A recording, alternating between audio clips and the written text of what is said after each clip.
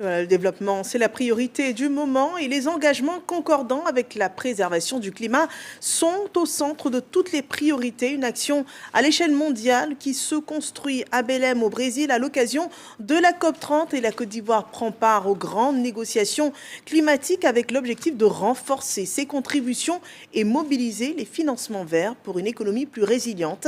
Grace Kando et Adama Sangaré suivent les débats pour nous. On regarde.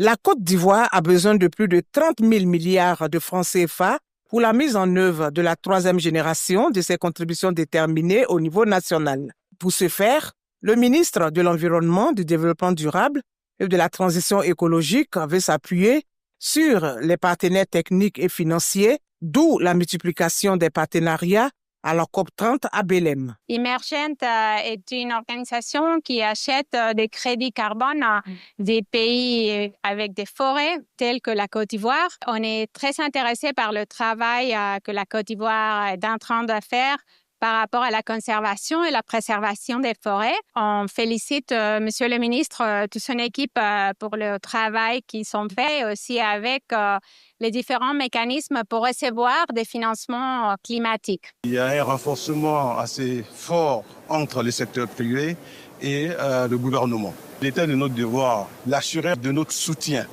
dans la mise en œuvre effective et dans l'implémentation de tous les objectifs qui ont été fixés pour que la Côte d'Ivoire puisse en fin de compte honorer ses engagements au niveau international, en ce qui concerne la CDR. Les discussions sont très avancées. J'ai bon espoir que nous allons conclure un accord. La société émergente, c'est une société spécialisée dans l'achat de crédits carbone avec qui mon ministère a entamé des discussions pour pouvoir vendre des crédits carbone excédentaires issus du projet PRÉ.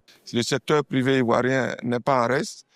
Avec la CGC, nous avons signé une convention de partenariat qui vise à nous accompagner dans la mise en œuvre de l'action climatique. Et notre volonté commune a été affirmée de booster sa mise en œuvre. Le ministre Jacques Assaoré a aussi échangé avec le consortium BIOS PV Caridia, deux structures spécialisées dans l'aménagement et le financement de projets forestiers.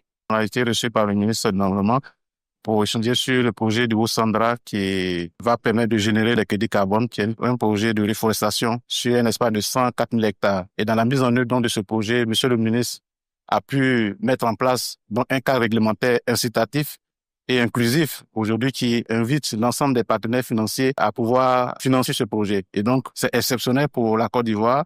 Nous sommes très heureux de ce partenariat qui va nous permettre d'accompagner le ministère des Eaux et Forêts, le ministère de l'Environnement dans la reconstitution de couverts forestiers, mais surtout dans le processus de génération de crédits carbone. Selon le ministre Jacques Assaoré Conan, cette troisième génération de CDN va améliorer la résilience des communautés face aux effets néfastes des changements climatiques.